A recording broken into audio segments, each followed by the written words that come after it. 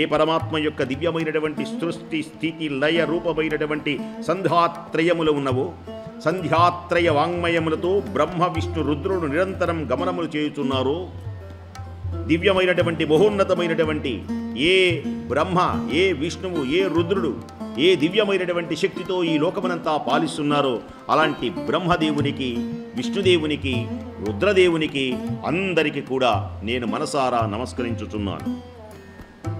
పుణ్యమైనటువంటి విశేషంలో అష్టాదశ పురాణములను రచించినటువంటి మహానుభావుడు వేదవ్యాసుల వారు. వేదవ్యాసుడు అని పేరు ఆయనకి, అసలు పేరు వ్యాసుడు. పరాశరాత్మజం వందే సుగతాతం తపోనిధం వ్యాసాయ విష్ణు రూపాయ వ్యాస రూపాయ విష్ణవే నమో వై బ్రహ్మనిధయే వాసిష్ఠాయ నమో నమః. ఈ భూమిపై జ్ఞానస్వరూపుడై అవతరించినటువంటి మహానుభావుడు, తేజోమయమైనటువంటి రూపము కలిగినటువంటి మహానుభావుడు ఎవరయ్యా అంటే వ్యాస భగవానుడు. వ్యాస భగవానుడు వేద రాశిని విభజించి వేద వ్యాసుడైనాడు.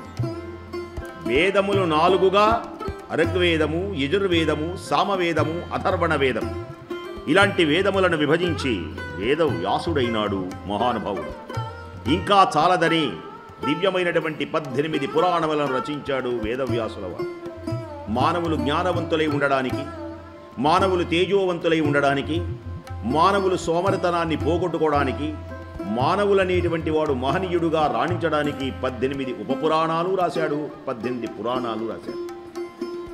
ఇవి కాక మహాభారతాన్ని రచించాడు పంచమ వేదంగా, ధర్మతత్వజ్ఞులకు ధర్మశాస్త్రంగా, ఆధ్యాత్మికవిద్యులకు ఆధ్యాత్మిక శాస్త్రంగా, యోగశాస్త్రకు యోగశాస్త్రంగా సకలమైనటువంటి ధర్మాలు, మానవుడై స్త్రీలు ఎలా ఉండాలి, పురుషులు ఎలా ఉండాలి, బ్రాహ్మణులు ఎలా ఉండాలి, ఇతర వర్ణాలు ఎలా ఉండాలి, సంసారం ఎలా చేయాలి, ఎలా ప్రవర్తించాలి, పిల్లలు ఎలా ఉండాలి, ఏ ఏ ధర్మాలు ఆచరిస్తే మానవుడు ఉత్తముడుగా ఉంటాడు, ఎవరెవరు ఏది చేయాలి, ఏది చేయకూడదు, ఎలా ప్రవర్తించాలి, వీటికి సంబంధించినటువంటి అఖండమైనటువంటి జ్ఞానం మొత్తం మహాభారతంలో పంచమ వేదంలో చక్కగా వివరించారు.